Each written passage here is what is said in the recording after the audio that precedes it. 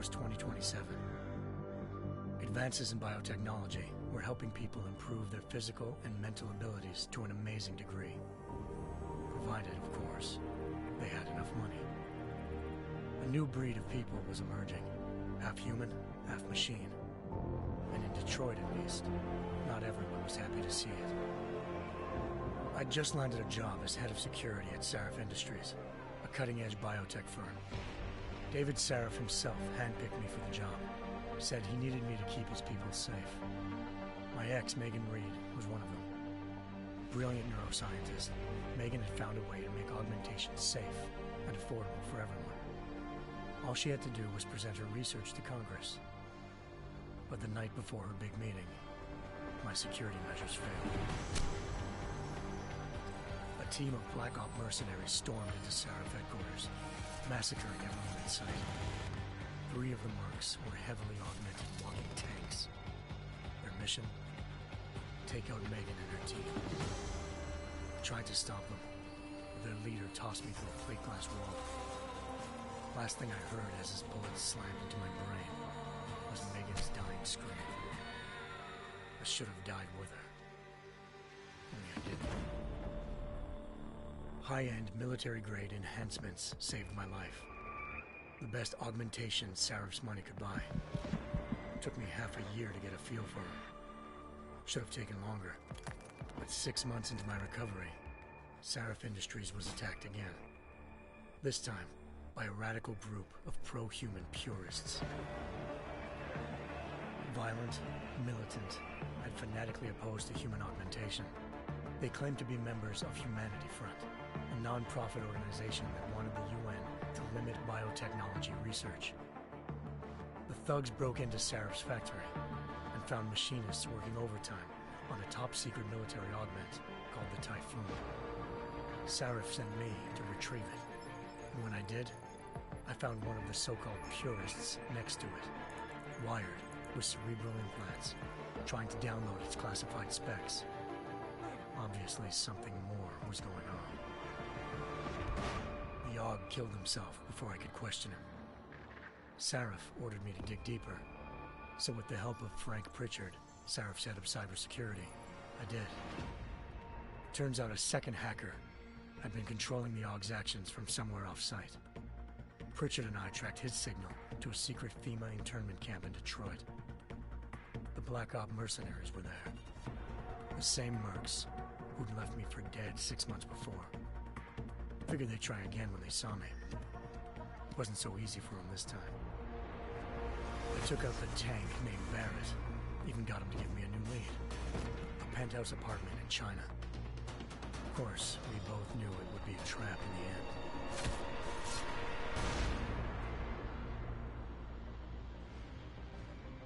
Hengsha Island, China. Home to a city so crowded, they had to build a second city on top of it. Trying to find clues in Hengsha wouldn't be easy. Lucky for me, I wasn't alone. Farida Malik, Sarif Industries' ace pilot, had lived in Hengsha before. A good person to have on your side. She knew enough about the place to get me around. Malik dropped me in the lower city, close to the penthouse Barrett had told me about. Bell Tower Associates, a private security firm under contract to the Chinese government, had agents tossing the suite when I arrived. Just not for the reason I'd been expecting. Turns out the man who lived there was a criminal hacker named Van Bruggen. The same hacker who'd been remotely controlling the Aug in Sarif's factory. Van Bruggen's panicked decision to force the man to commit suicide had been a mistake. Now his mercenary partners were gunning for him, and I needed to find him before they did. Locating Van Bruggen meant playing nice with the Triads, Hengsha's organized crime lords. They had the hacker holed up inside a low-rent capsule hotel. By the time I found him, Van Bruggen had no qualms giving up the woman who hired him. Zhao Yunru, president of the Taiyang Medical Corporation. According to Van Bruggen, Zhao wanted to monopolize the augmentation industry and had hired Black Op mercenaries to destabilize her competition. Sarif Industries was at the top of her list. To prove this, I needed to get inside TYM and grab a surveillance hologram off a server. I suspected Van Bruggen was hiding something when he told me this, but nothing could have prepared me for what I saw. Megan wasn't dead. She and her 4 best researchers had been kidnapped, spirited away somewhere while their kidnappers made it look like they were dead. Desperate to learn more, I confronted Zhao in her penthouse. She claimed to be a pawn in a bigger plan, and hinted at a group so powerful it controlled global interests at a whim. Then she slipped into a panic room and hit the alarm, forcing me to make a very quick exit. I figured Zhao was lying, but part of her confession made sense. David Sarif had been worried about his people.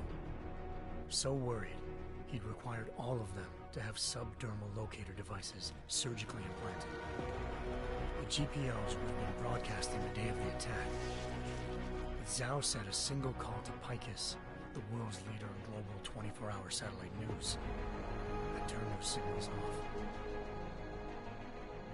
I needed to fly to Picus headquarters in Montreal if I wanted to learn more.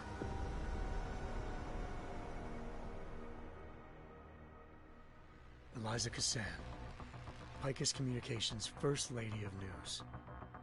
Malik thought I was reaching when I told her Eliza was involved in this. The world's most famous news anchor, working with a mercenary hit squad. But when I confronted Cassan in her office, she freely admitted to jamming Detroit's satellites the night Megan's team had been taken. Said she's just been following her commands. I suspected she wanted to say more.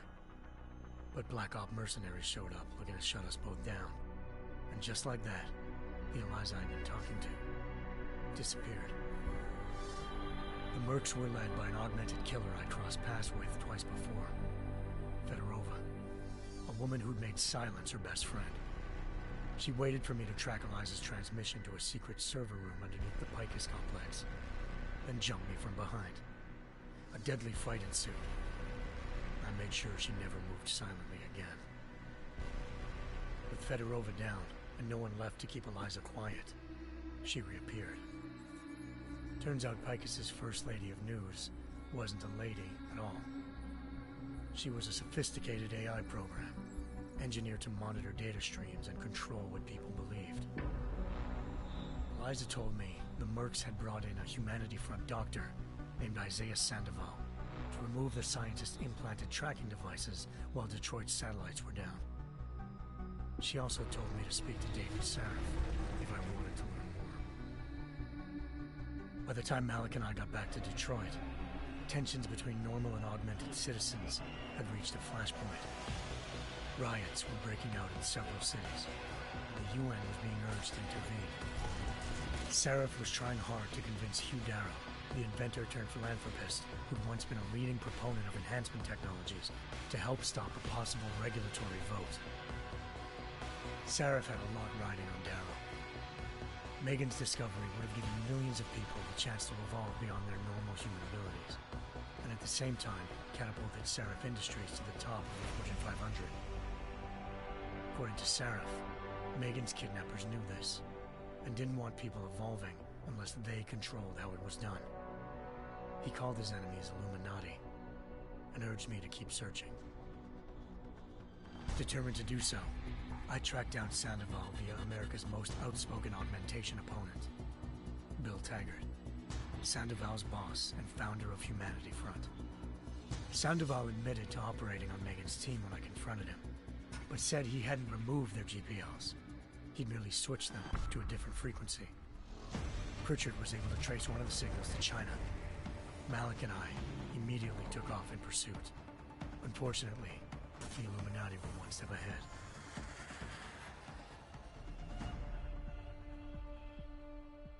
Ambushed. Shot out of Luciets seconds after entering Hengsha's airspace. Malik's piloting skills saved me. After a tense and bitter struggle, I escaped into Lower Hengsha. The tracking signal I was following led straight to the Triads, or more specifically, to the augmented arm of Tong Si-hung, leader of a gang of augmentation harvesters. Tong said they'd taken the arm off a corpse, which Bell Tower had left at their door, meaning at least one of Sarif's scientists was dead. Maybe not the rest of them, though. Tong pointed me to a port used for human trafficking and helped me slip aboard a bell tower ship. It was sailing to Rifleman Bank Station, a military base in the South China Sea. Bell Tower was holding kidnapped civilians as prisoners there, and using them to perfect the Chiron Project, a human-computer interface that left most of its test subjects dead. My search for Megan would have ended then, if not for a mysterious ally named Quinn. In exchange for my help exposing Bell Tower, he slipped me aboard a second ship headed to Singapore and an Illuminati-run biotech facility called Omega Ranch.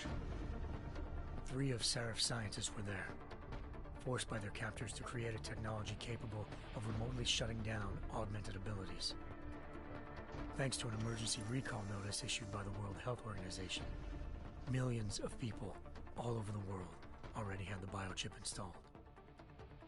With the help of the scientists, I tracked Megan to a private section of the ranch. There, I ran into Yaron Namir, the walking tank who'd put a bullet in my brain the first time we met. He'd teamed up with Zhao and was hoping to catch me off guard. Their little ambush didn't work. I found Megan in a suite belonging to Hugh Darrow, the billionaire philanthropist who'd Serif had called on for help. Darrow had convinced her to go along with the biochip plan by promising to sabotage the tech. As she was explaining this, Darrow appeared in a global broadcast, telling the world that augmentations would be the death of mankind. Then he activated the biochips to prove his point. All over the world, augmented people flew into a killing frenzy. Darrow had betrayed everyone, and it was up to me to set things right. To do it, I had to reach Panchaea, a massive installation in the Arctic Ocean. As I raced through corridors built by an all-augmented workforce, I saw death and destruction firsthand. By the time I shut down Darrow's broadcast, I knew the damage he'd done. Still, humanity's future remained unclear. How would the world react to this sabotage? Would people ever regain their faith in augmentations again? What would be the Illuminati's next move? Only time will give us the answers.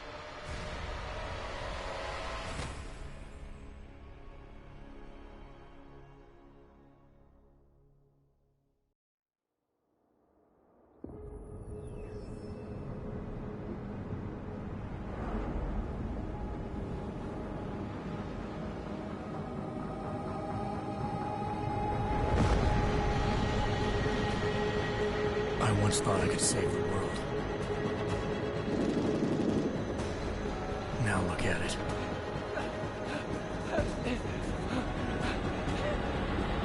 In yet another augmented terror attack, 251 passengers aboard Sister Airlines Flight 451 were killed when an augmented passenger broke into the plane's cockpit and ruthlessly butchered its flight crew.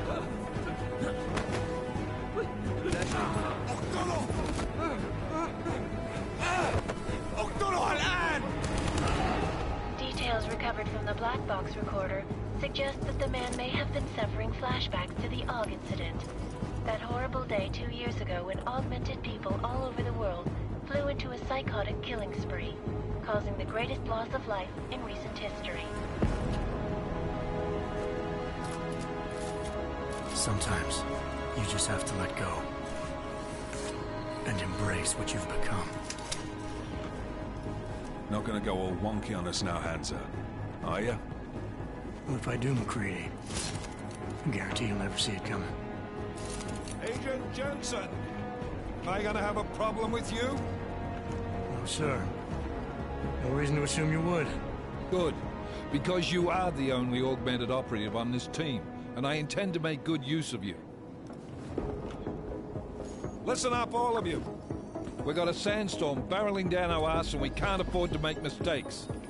We're going after this man, an arms dealer named Shepard. He's ex-Bell Tower, one of the Special Forces commanders who disappeared during the incident. And he's come out of hiding. That cannot be good. It's not. He's selling weapons and military-grade augments to terrorists. This is Aran Singh, the undercover agent who lured Shepard out of his hole. Best you see Interpol's got. For 3 years he's worked hard to get in tight with the Jinn, an Iraqi smuggling cartel that's infected the Eastern Hemisphere like a plague. Last week, our arms dealer sent a message to the Jinn, offering to sell them a shitload of black market merchandise dirt cheap. They told Singh to handle the buy. They're not gonna like it when Interpol disrupts their party. Singh's cover really that good? It is right now. We need to keep it that way. This is where the deal's going down. A half-finished high-rise hotel that's been abandoned ever since the incident. It's not a pretty picture inside. Let me guess. Most of the laborers were augmented with heavy-duty industrial rigs. So when the incident hit, and they all went schizo, things got gruesome real fast. And no one, except for some homeless junkies, have been inside the place ever since. So what's the plan, Director? Singh's meeting Shepard on the ground floor, inside the hotel's main atrium. He sent the bulk of his Jinn crew to the penthouse levels to secure a vantage point. I want McCready's team to take up positions overlooking the atrium and make the arrest. Jensen, you're going in solo from the roof. My objectives? Keep the Jinn from joining the party. As far as we can tell, only one route connects the atrium to the penthouse level, a halfway decent elevator shaft. Here. I want you to block access to it. Fine. Just cut me loose. Do you plan on relying solely on your augments for this one? I'd recommend taking a little hardware, just to be sure.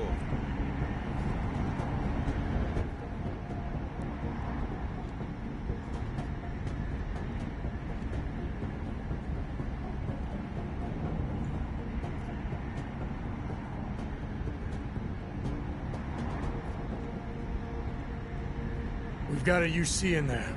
Might be easier to maintain his cover if he's not the only one still breathing when this is done. Smart thinking.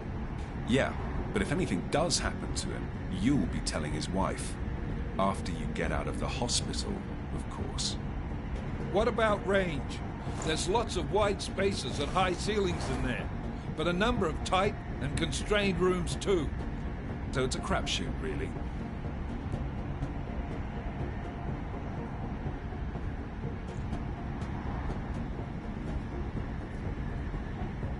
Well, I'm not looking to play dice with anyone in there. Give me something with distance. Your call. Less chance of being seen and compromising Singh that way. One last thing, Jensen. Singh said the Jinn are using some sort of portable Wi-Fi device to boost communications. He's got a better chance of maintaining cover if you disable it. I'll keep an eye out for it. But aren't we on the clock here? You said there's a sandstorm moving in. There is, and we got the intel on this mission at the very last minute. So we're scrambling a little. If it comes to it, your number one priority is keeping the Jinn out of that atrium. Copy that. Time to put away your heavy thoughts, gentlemen. We're approaching the target building. You're up first, Jensen. Let's do this. Task Force Action. This is Knife Leader. Engage Hush drives and descend to Angels 1-5.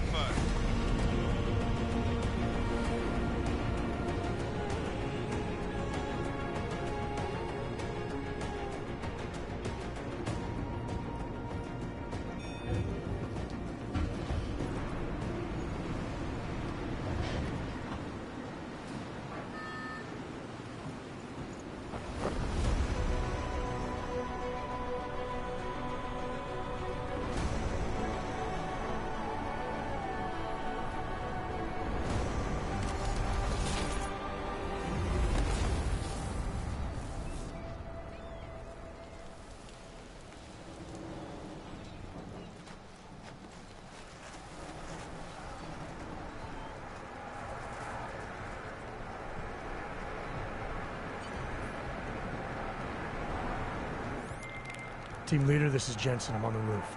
Solid copy. Move into the building. The access route you need to block is at the far end of the penthouses. And keep in mind, the direct route might not be the easiest one. Roger that. McCready will advise once his team is on the ground. Miller out.